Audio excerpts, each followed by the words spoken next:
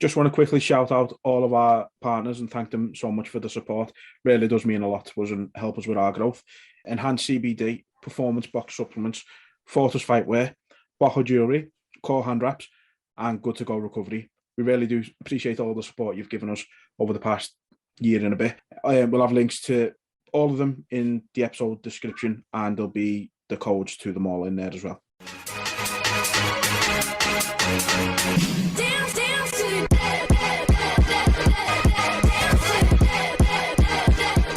Hello and welcome back to Super Necessary.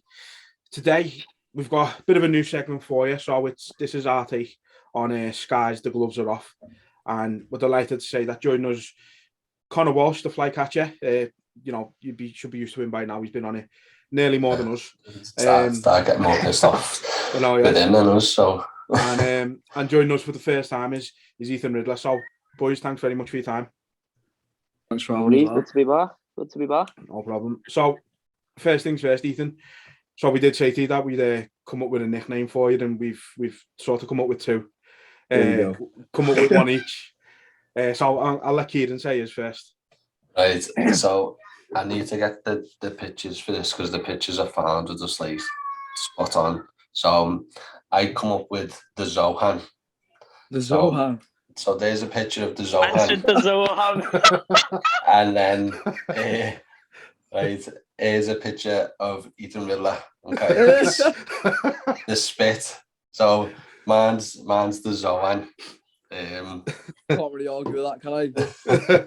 But, he's strong, Yeah. I mean, I don't know if I'll use it, but it's quite fitting. It feels like I'm talking to Adam Sandler now. So the one I come up with, I went down a bit of a different route than Kieran. So don't know how sort of up to scratch you are, but like your comic books and stuff like that. Obviously, your surname is Ridler. The Ridler in Batman is Edward Enigma. So I've gone with the Enigma. I like it. Elusive, hard to catch, these type of things. I just thought it was fitting. Yeah. Hey, can I give a nickname? Go for it. Go on, lad. Can I give a nickname? Be ready for this. Clay go either. Do you know what, mate? I don't think you're the first and you won't be the last. So what did that make you, Ben Askren, then? That makes me Ben Askren, lad. Yeah, not at the minute, like. But... so it's Clay Guida's good-looking son versus fucking Ben Askren's dwarf double, isn't it? You know what I mean? Fuck off, lad. Fucking Chase Hooper. The midget Chase Hooper. Regardless, you're a two curly-headed fuck, so there we go. So, like we said, we're calling it The Gloves Are Off.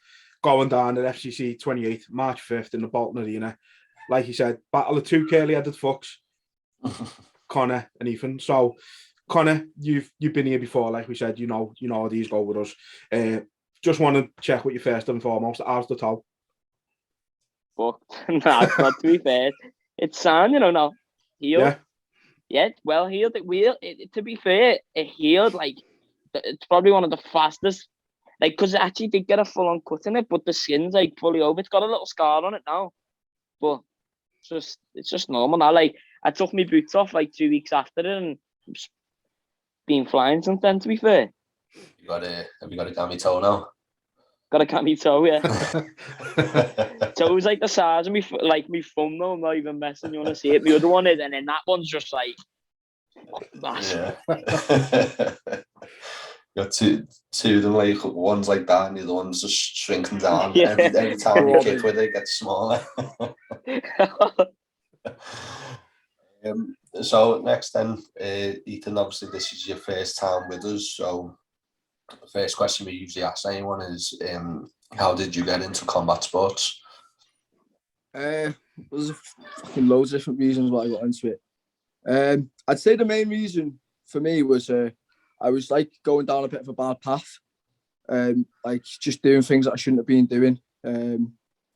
Mainly like just living for the weekend and not having not having a purpose in life. And I just felt like, I don't know, when I was young, I was quite like nihilistic. I didn't like see what the point in living was. but I don't know. From a young age, I always liked the idea of fighting, but I didn't like the idea of like boxing and taking all them headshots and I want to use my brain. Like I don't want to be fucking cabbage. So yeah, and then I started watching MMA probably around 2011, 2012, and I started watching UK MMA around the start of like the Cage Warriors Academy era.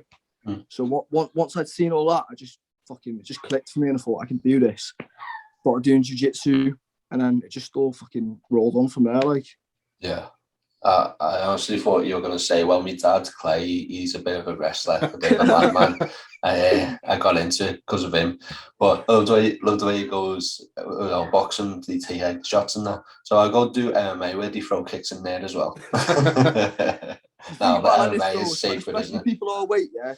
They could be landing 600-700 punches a fight. You know what I mean? Like it's a lot less likely. I know we get kicked in the head, and as we progress, we'll be getting elbowed and kneed in the head and stuff like that. But it might be like 2-3 elbows, knees a fight, depending on who you're fighting. Maybe less, maybe more. Yeah. So like you're gonna take a lot less head damage in the long run, I think. And personally, and I know Connor's the same as well. You've seen it in the fights. We're more like grapplers, to be honest. I know I've heard him say that he's a striker, and he's got a good little striking game, but where he's best, where he looks best is the wrestling. And you're gonna take less damage, and I don't think he's really taking any damage in his fights. I've gone into my fights a bit more like just gone in there to fight. Really, I've not really gone in there with a game plan. You know what I mean? I've just gone to fight, and I do see myself more as a grappler though. Yeah. Yeah. So we're going to start a bit light with the questions and hopefully get a bit more in depth, if you like.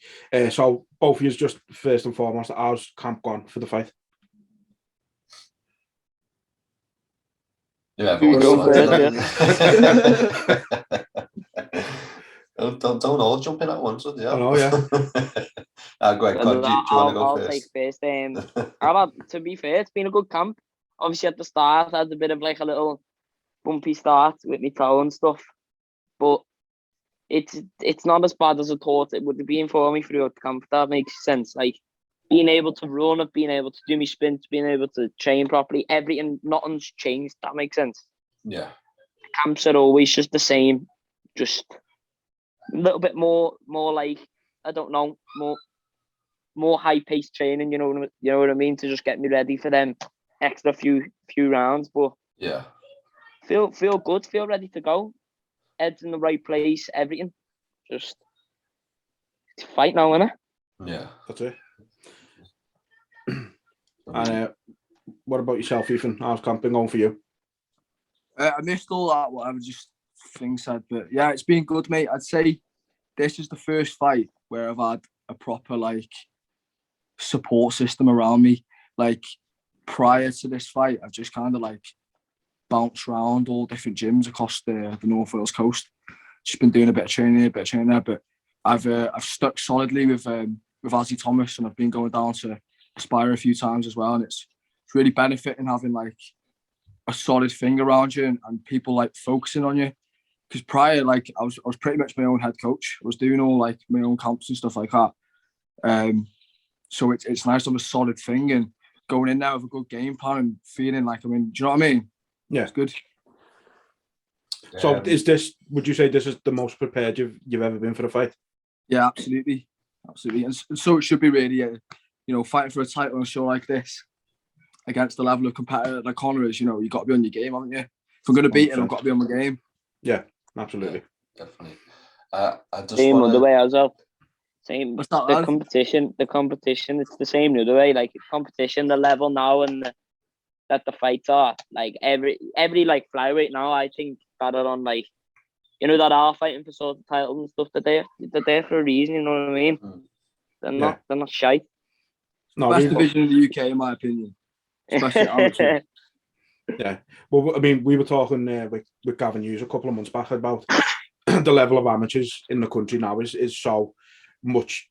It's at a such higher level than it used to be even 5 or 6 years ago. It's like it's not even like you're watching amateurs anymore. You're essentially professionals. You just haven't got that title. You know what I mean? And it shows because the level of fights that you've both been putting on have been unbelievable, and it's going to be a great fight, no doubt.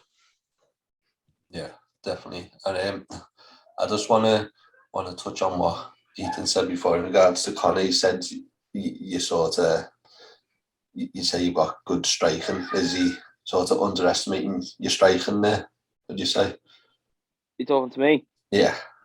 What'd you say? That earlier, Ethan said about you have some striking, you have some good striking. Do you think he's underestimating that part of your game? People will underestimate me striking. Like, I haven't showed it, so they're gonna, aren't they? Like, it's gonna happen. But this camp is probably the most I've striked in sparring, if that makes sense. We've sort of changed a few little things up, and and I'll bring it next week, and I know I will, and I know what I'm gonna do. And it's just this camp has I've been working like with Kyle. We've been working just all different things with me striking, getting it ready, keeping myself sharp and stuff. You know, just working on things that I've seen in my last fights that I need to work on, if that makes sense. Yeah, definitely. And so obviously you're fighting for the title, as you just mentioned there. How big of a step is it for each of your careers to fight for the FCC title? Everyone, you look like, the way I think of it, like people who in my gym now that are like pros and stuff, they have all the titles at FCC. Like even Kyle's fought for FCC titles. Yeah. You see like all the stars have fought for FCC titles, haven't they? Yeah. Being a show that's been around for a long, long time. Yeah, a lot of these UK fighters now that are getting in the UFC, they've all competed on FCC. Yeah.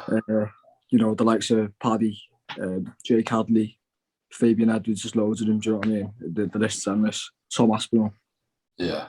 There's loads that have fought on it, like, and I think even Jai Herbert was on there, weren't he? I believe. Yeah. So it's like loads of UK fighters come through that, you know, make it to the big show. So it's like for you to win this title, like a big one. Like I know with yourself, Conor, you competed in showdown for the title, but is this a bit different with it being FCC? No, not really. I feel like all fights, I take all fights seriously and all the same. No other fight serious than the other. Yeah. Whether it's for a title or not, it's a serious fight. You're going in there and the other person is going to do the same thing if he was fighting for the title, you know what I mean? Mm.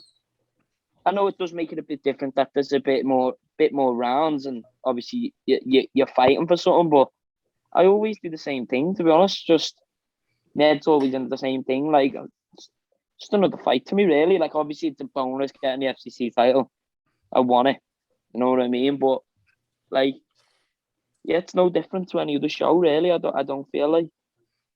Is I mean, for either of you, is any nerves going into the fight, knowing that it is like such a prestigious organisation on the amateur scene and stuff like that? Is that come into it, or do you try and block that out? More excitement than anything. Like, I think there's a fine line between nervousness and excitement, and it's basically how you interpret it and how you like deal with it, pretty much. Yeah, I agree. There's a. It's probably like the excitement is nerves, but it's the way you handle that, like that nerves. That makes sense. Yeah. So you get, to be fair, you get nervous on the night when you get there. You see it and you're like, oh, you get a little butterflies and stuff. But that's just normal, isn't it? Like you're gonna get that. Yeah. You're about to go on a cage and scrap with someone. It's gonna be. You'd be absolutely nuts if you didn't get nervous, wouldn't you? Yeah. So there's a lot going on, like, in me, so not surprised, like. So what? Obviously, Ethan, you kind of touched on Conor's strengths and things like that. Conor, what do you think of Ethan's strengths, and what do you think you've got to look out for with him? It's technical, technical side's good, really good, of course. But I think one of his main things is game as well. He's game for a scrap, and that's why when this fight come along, we were like, yeah, this will be a good one. This, because I know what he's like. I've seen him. Like, I remember I was fighting what was it? Almighty against Ali Sahahi. And I was in the back and he's like sitting there, like getting himself warm, and that you can see he's revved up for the fight. I was just thinking, oh. And then obviously when this fight come along, I was like, yeah, this will be a good scrap. But yeah, I it's gonna be a good fight. It will. Like we're both good. We're both game for it. We both want it. So we'll see on the night, and we'll both have it. When you seen him backstage at Almighty there, and he was like getting himself geared up, were you looking at him thinking, I know this is going to steal the show if we have a fight? To be honest, no disrespect, but not really. Just because I was sort of concentrating on my fight, you know what I mean? Like when you're sort of fighting, you don't really think about anything else, but you sort of what's in front of you. If that makes sense. Yeah. You know, pretty much. You know, everyone in your division, you're likely to come up against them. Do you know what I mean? Yeah. But you're not thinking about that. Yeah. There's not many big. There's not. It's not a big division. You know what I mean? Like there's not like loads and loads. There's like I'd say about 20 is there, something like that. That you know that you're probably going to run into down the line somewhere, whether that's in the Amis or the pros. Yeah, definitely. Definitely means the flyweight division is, as you say, one of the best divisions in the UK. So, you know, we're definitely looking forward to this fight. Next question then. Do you think you know what each of you are going to do when you get in there? Like, do you have an idea in mind of what the other person's going to do? Or are you sort of expecting anything, you know, knowing that you're both wild little fuckers like? That's it, really. We're all both pretty wild, but I've got a rough idea in my head what he's going to try and do, and I know what I want to do as well. You know, so and at the end of the day, though, it's kind of cliche to say, but it kind of does. You know, you can have your game plan on that and try and stick to it, but it's a fight at the end of the day. You know, things happen that you don't like plan out. Do you know what I mean? So yeah. What's that quote? Everyone has a plan till they get punched in the face or something.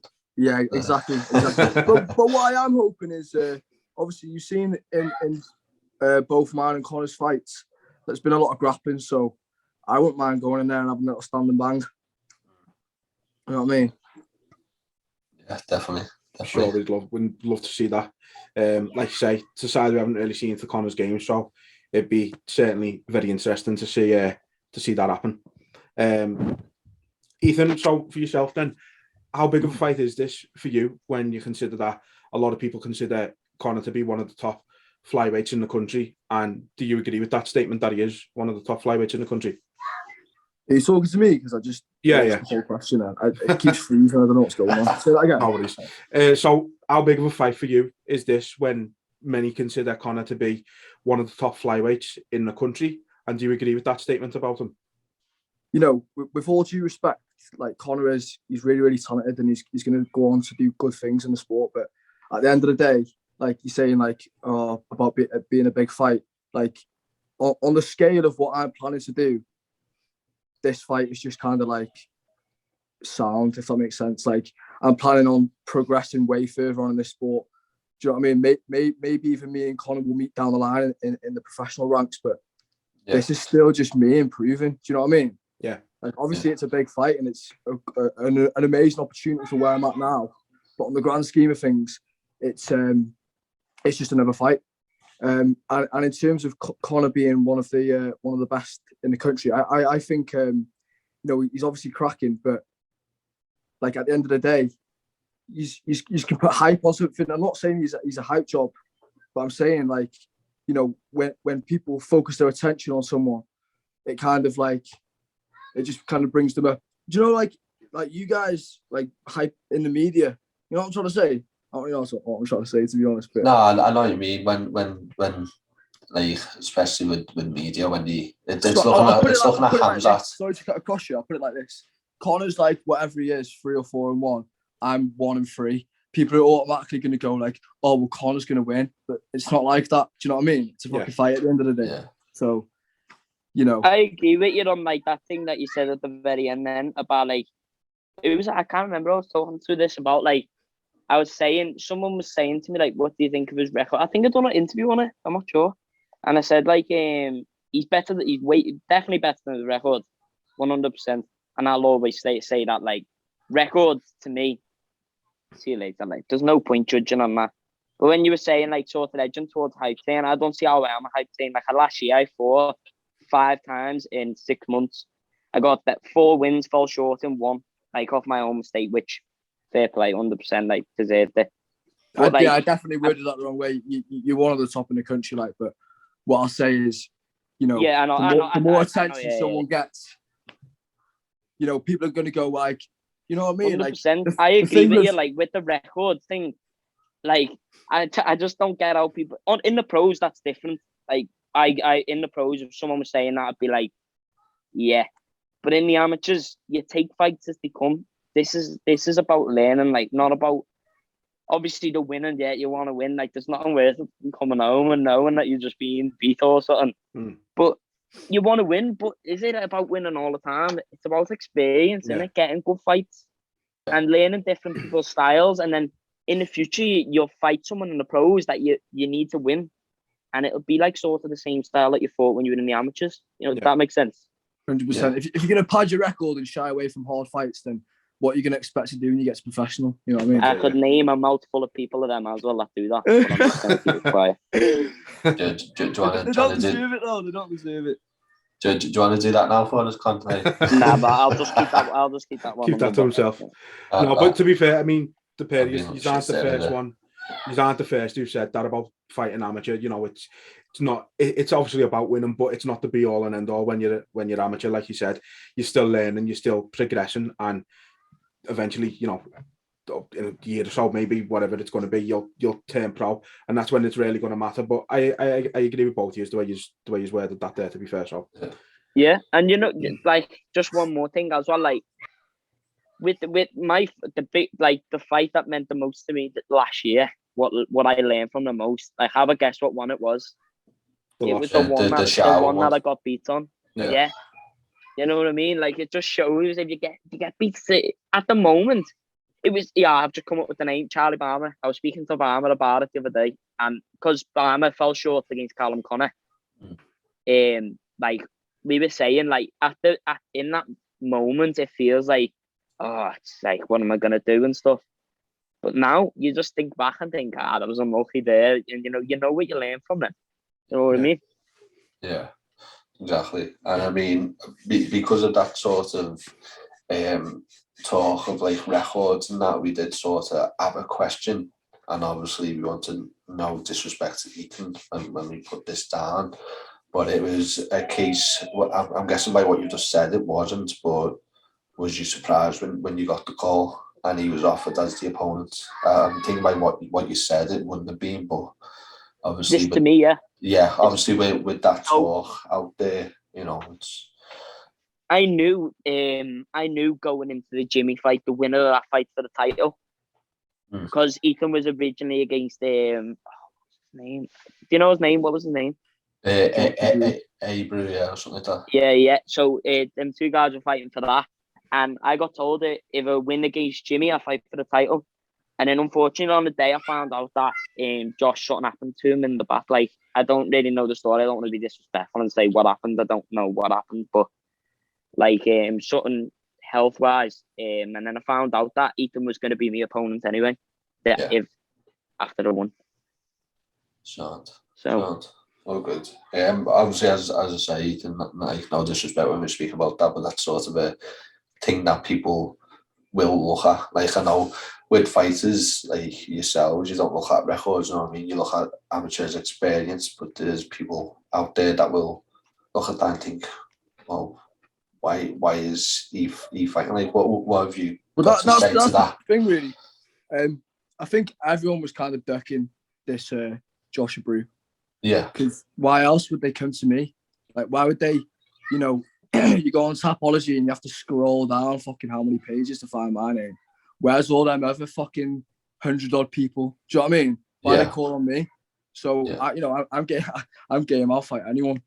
Yeah. And then as soon as he pulled out, I was trying to get Adam to get me a replacement. He couldn't find one, and I was going to ask for either Jimmy or Connor, but I just thought, you know, it's a bit like it's not their fault that, you know, neither of their opponents have pulled out, so why should they lose the fight? Do you know what I mean? Yeah. So I just said to Adam, like, look, I shouldn't miss this opportunity now. I'll happily fight the winner of that. Yeah. Sounds. So as you mentioned, you said it yourself on when you put this on Instagram, you think it's the battle of the curly-headed fucks. So we want to know, is there going to be a bet involved here? Is the loser going to have to cut the hair or? No, that can't happen. That can't happen. Because you can't be losing hair around here. You don't understand when you've got the hair. I've got it myself. I'm the only short-headed fucker, aren't I? You do everything to keep it. My thing with me, I always said, when Liverpool win the league again, I'll cut my hair. But that was when we were shit. Did you say the loser cuts their hair or cut their hair for the fight?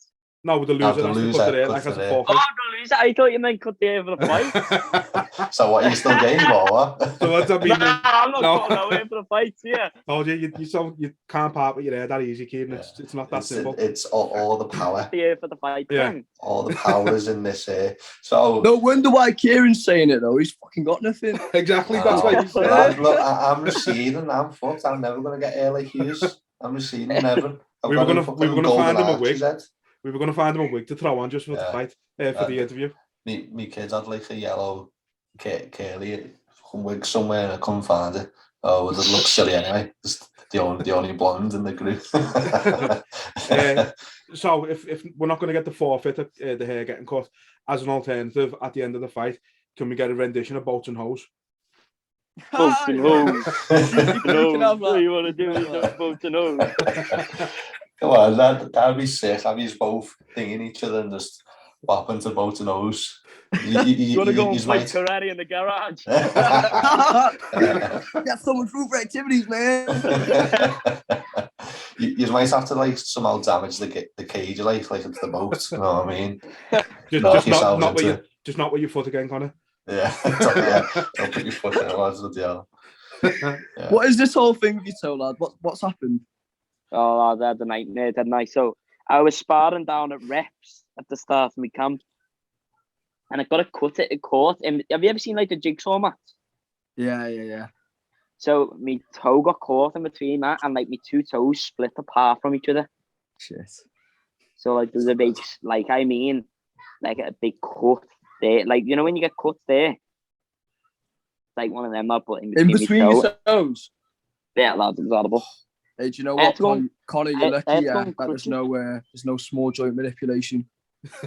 I'd be ripping them toes apart, lad. Swear it, lad. Grab me toe, I'll just have to make it eat it. No. So what in the fight is Ethan? Are you going to employ foot stamps then? Well, we know that's part of my game, so you make his toe even more gammy. Whether his toe was gammy or not, I'd still be doing that. Connor come out and his toe will just be completely curled over. This won't be there anymore. I'm gonna come out and pull guard now. I'm gonna mess. You could also like fight with one leg, so he doesn't just stomp hop, on it. Yeah, just hop around. Fight with one leg if you want, lad. Nice. So obviously, Connor, you know how we do on here. We like to have a bit of fun as well, even though it's our take on the gloves are off. We do like to have a bit of fun. So we've got a few questions. So would you rather? You ready? We asked some. We asked some bad ones last time, so some mad ones got last. We're starting tame, so the questions are going to be for both of you. But we're starting tame, and they're going to get worse as they go along. So just prepare yourself, Connor. You know what we're like. Connor's preparing himself. He's taking a drink. So first one then. Would you rather shave your head or have your nose pierced? Have my nose pierced. No hesitation. No. I don't know, you know. Now, you think about it, yeah? I can bribe you into this. You can take your nose piercing out. How long does it take to grow the hair back? That's a good point. That's a good point. Yeah. He's thinking tactical, isn't he? Yeah. Think about it, though. You know what? I'll start looking like a woman if I had my nose pierced, I reckon. If I shaved the beard and got a nose piercing, I would look like a woman, I reckon. I'm with you on that one anyway. As soon as you shave that off, you lose the power of the Zoan, lads. What would you rather do, Kieran? Shave your hair or get a nose piercing? I'd probably get a nose piercing just to fit in with you. I'm fucking out here, aren't I, with the head, so I've got to get the nose piercing to fit in. You're part of the group. So, next one then. Would you rather only throw body punches or only throw leg kicks in a fight? Oh, that's easy. Leg kicks. Leg kicks, yeah. Same. Well, what's wrong with body punches, like? You got something? No, there's nothing wrong with it, but would you rather, innit? Yeah. I get a choice. I like leg kicks. Leave me alone. Next, so we're getting a bit more thingy, yeah. Bit more crazy. Bit more crazy. In a zombie apocalypse, who would you rather sacrifice? Your best mate or your parents? Do you know what? Your best mate. The thing, right? Okay, so what kind of apocalypse is it? Is it like zombies and all that? Yeah, zombie apocalypse. Shit's going down. The government are fucking. Do you know what I mean? They've all gone into the bunkers underground, and shit's kicking off. So what is it? Zombies or government? Zombies, right? It's probably gonna have to be, as horrible as it sounds, my parents, because I feel like my best mate would probably have more fucking oomph. Do you know what I mean? He'd be my more mum game. would just be screaming like, oh! You know what I mean? My mate's gonna go in there with fucking baseball bats, machetes, lot. You know what I mean? So be more game to punch a zombie in the face. Strategy there, like it. Right, Conor McGuire is what you said, best mate, yeah. He said best mate, yeah. Yeah. Easy. Got to love your man on that, haven't you? You can't lose your man. He's just thinking even bring me someone dogs to cook with his me. grand. I'll just put my dogs in like a little basket or something as well. Just run with them as well.